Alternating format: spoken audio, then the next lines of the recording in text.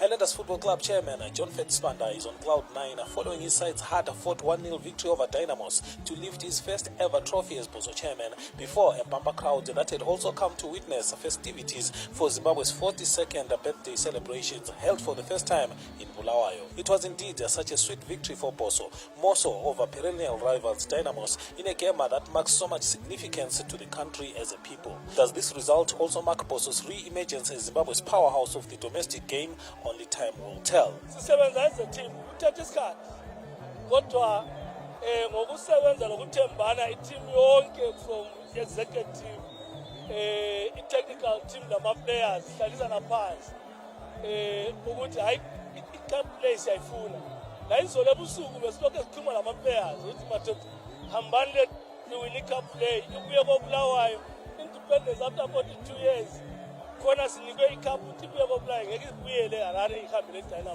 was always going to be tough against a Timbari side that came into the match just like Bosso, basking in the sunshine of a recent good patch of 6 league games unbeaten. But Highlanders exhibiting such tenacity up front where gunman Stanley Ngala fought like a soldier, or fittingly to the occasion, like the liberation heroes that brought about the day of celebration, never allowing their opponents space to initiate from the back, and on many a time no sooner had the Timbari defenders gained possession than a Highlanders player pressed. Dynamos, though, had started off strongly and could have been 1-0 up off a corner flicked on by Rafael Kaondera, but Tinashe Makanda couldn't direct his header home. Timbari, edged on by their chanting contingent at the pillow end, kept the foot on the accelerator with their exciting jammer Bill Antonio wriggling his way on the right, but his setup was eventually skyrocketed by Makanda. Then Bosso came out of their shell, then they started passing the ball around, and then Dynamos were chasing shadows. And when that happens, Soweto erupts to fever pitch, and Bosso, getting themselves into the groove, soon imposed themselves, eking their first chance. Linot Chikua, a shed late in pulling the trigger with the Timbari defense out of sorts. Suddenly, the match was swinging like a pendulum. It was a great show of the local game at its best, and hardly do finals come as entertaining as this one did. Perhaps it was the prize money that pushed the boys to such energy levels. Maybe it was the Sakunda Holdings incentives that brought about the best from the two teams. But whatever the spark, this is what the local game needs, week in and week out. After 22 minutes, Ariel Smanda got busy coming off his line to collect Patson Jaore's cross into the box, and it got even more hectic for the Bosso captain when Rafael Kaondera and Bill Antonio worked some magic on the right to set loose the latter, whose dipping cross had to be tipped over by Smanda. Suddenly, Ariel was a busy man, but to his credit, he was dealing with almost everything coming his way with such efficiency. The seesaw encounter then switched to the Dynamos box, Divine Mindirira collecting a few meters outside the box to advance towards goal before letting fly a rising shot over time on Vula's goal.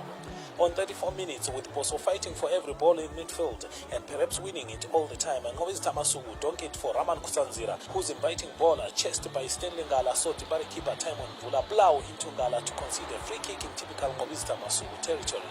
The Dynamo supporters contingent, a majority of whom were housed at their traditional below end grandstand furthest from the scene of the incident, and then started throwing missiles onto the pitch in protest of the referee's decision, but it only helped in creating labor for their own players as they had to go over and clear the supporters' mess.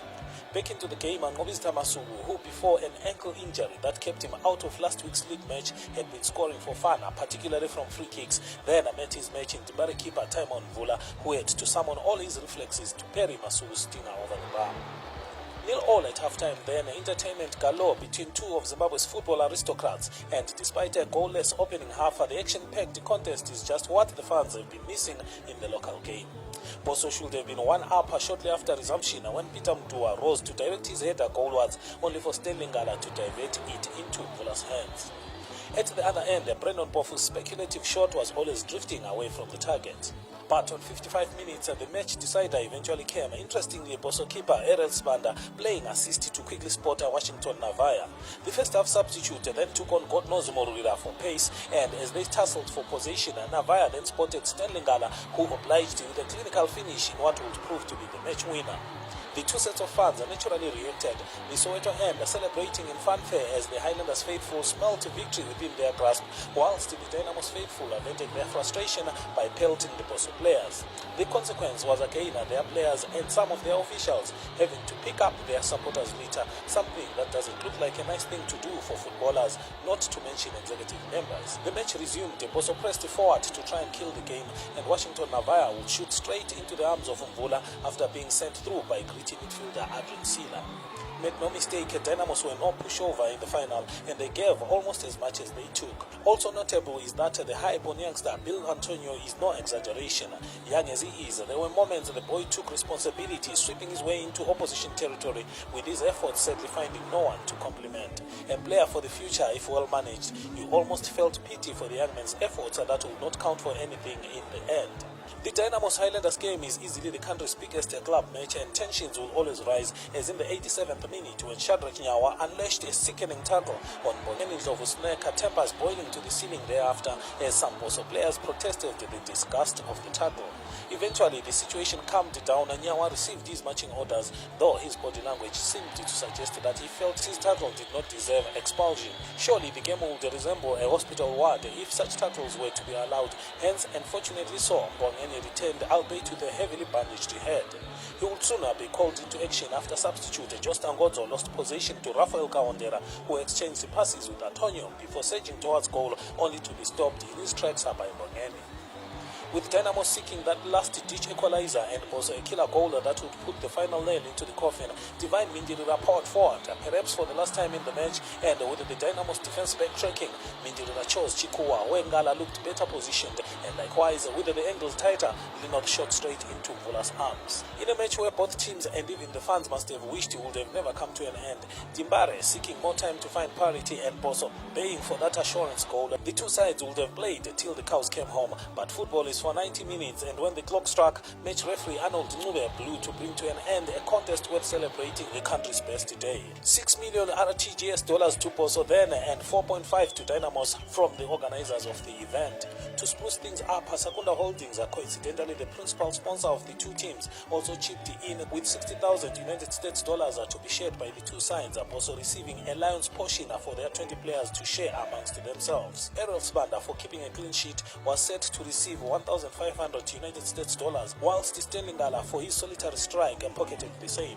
Furthermore, and indeed still from Sakunda, the winning coach Mandla Mpofu got $2,500, with his assistants receiving $1,500 each. Sakunda's Nqomile Magwizi, speaking during the presentation of the two teams' new kit, spoke of the dream to transform the domestic game into a marvel, and judging by the financial injection to two of Zimbabwe's giants so far, their actions speak louder than words. We'll go far and we'll transform the landscape of soccer in Zimbabwe. It will be important that most of our players are recognized globally for the good work they're doing. So Highlanders are champions of Zimbabwe's Independence Cup 42nd anniversary celebrations then, and indeed more significantly to Bosso, after beating Dynamos in the final in a match that will linger long in memories of many for a time to come. Whilst the Bosso were the match winners, both teams must be congratulated for putting up such a splendid show of the local game, creating an electric atmosphere, the kind of ambience our football yearns for. For Highlanders Media at Babafield Stadium, Bulawayo, I'm Tandazani Zibra.